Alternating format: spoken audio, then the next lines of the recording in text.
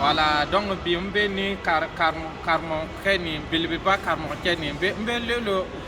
utini kontom de mbe Burkina Faso mais mlete mujula kami nyanma mais ale be jula kami nyanma donc abese ka forever for voilà donc ibe forever a sera sanjuli alhamdulillah mais Allah tanu ka barkada o be fu ala sonama ne toy Oumar Diallo ne manager et sorry forever la Malila donc forever ne a damné 2008 et 2009 ne kera manager et Malila donc de 2009 kasi bima ni voyage tan sabanaye ni voyage tan sabake forever kono forever activité mi ñokonté mi vraiment na yandi jala men fra possible la badala se frafina bela jenema Mali, Burkina, Sénégal, Kanyesi, Jeni Bela Jenima, Beka Yeshi Barani, Anafakabo, Layinikabo, avec un mot chaman de médias qu'on a sac à la minima.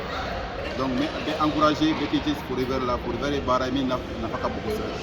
Mais forever Panolo, Obemulu Kera Kawari Soro. Pour river Barai Barajelendo, activité ni fin fladé Ferry Anis Ali Réseau. Ani Réseau et Camaro. Do barana akasaka bo baran kala makome bora kala tamna mais fere minenu kanyi minen nyuma ni bayira mogola abenya erema be sawe kanyi kase mo warema abana ya fere to gay est-ce que be forever konani est-ce que ka mo demen ka Kenya soro alhamdulillah forever comme ya foto mina anafa flore Kenya ay mo be forever kono tien kono abeke sawe ka Kenya di erema flo o ebe ke sawe mo warema est-ce que ka mo demen ka Kenya soro kaman comme parce que kama ka faut que hépatite ni atese ka Kenya soro hein cancer VIH et puis bien bana doula pour bien bana et puis tu vas pour hépatite est-ce que ka mo demen ka chose hépatite ni bien bana be solution de forever na la kaje mais kuera la semaine c'est mogoma ya nungo bana nunga c'est mogoma il y a des préventions forever produit be mogo demain à la fleur mais na bana ifana isoro produit be mun ma traiter ta bampio ne re de la kata traitement de la Burkina no et problème de rein ne kunze la traitement de fogo ka du il est là ne de la kata fogo ka du de rein traitement de la atigi dialysis me ka tigila mais ay produit ta commence ka nyama ko sebe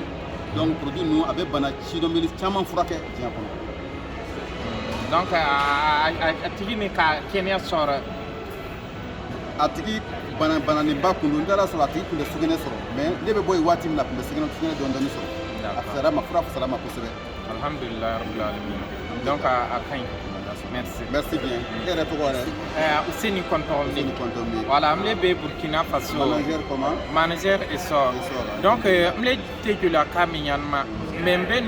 Mali be fo ibeki ya kabara ke forever ni fla ferelo voilà fla ferelo de voilà ferelo mais fereni à même chose comme faire ibena yala kasere ate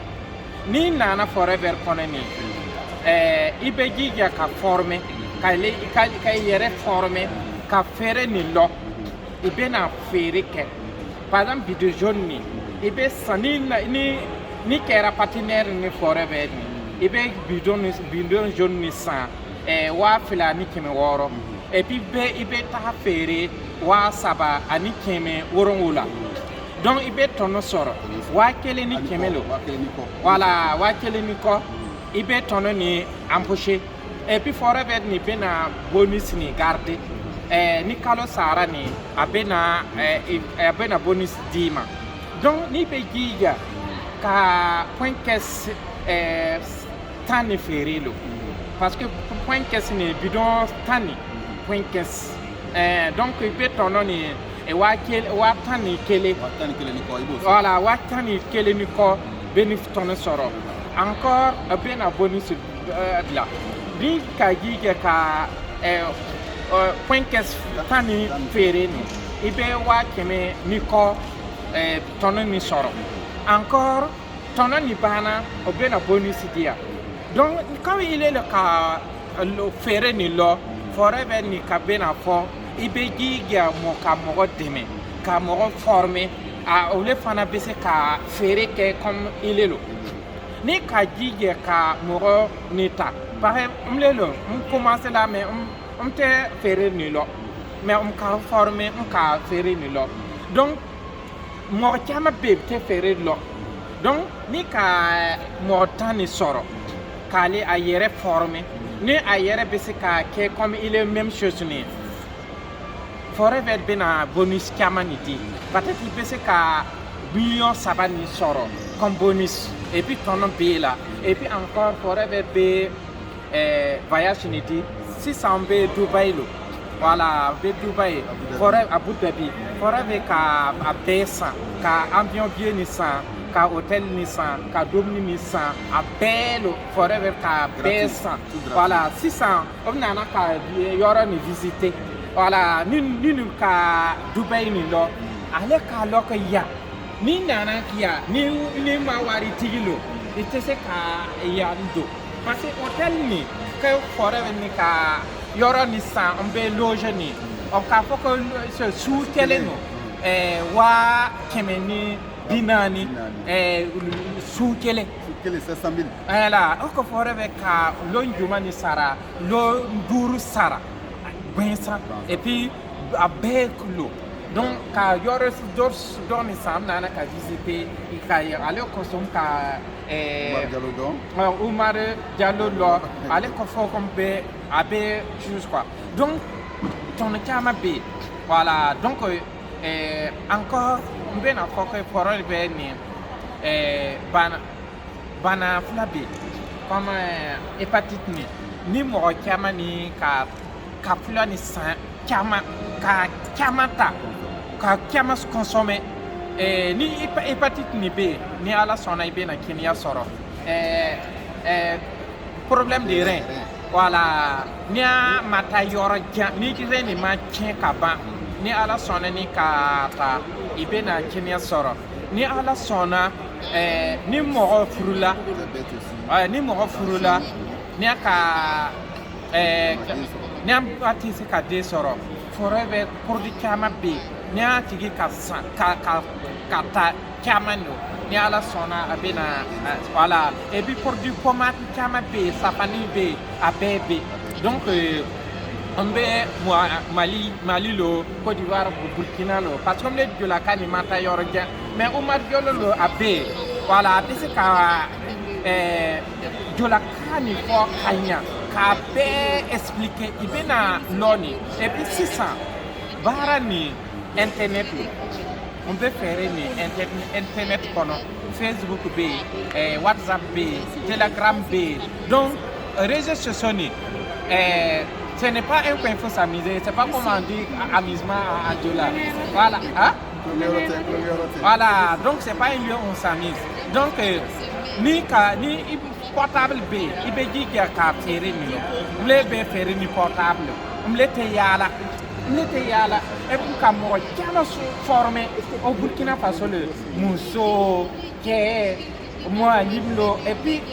garantie bɛ parce que i tɛna i baara nin to yen ka baara kɛ fɔrɛ bɛ la i bɛ se ka i baara nin kɛ et puis i bɛ se ka fɔrɛ nin bɛɛ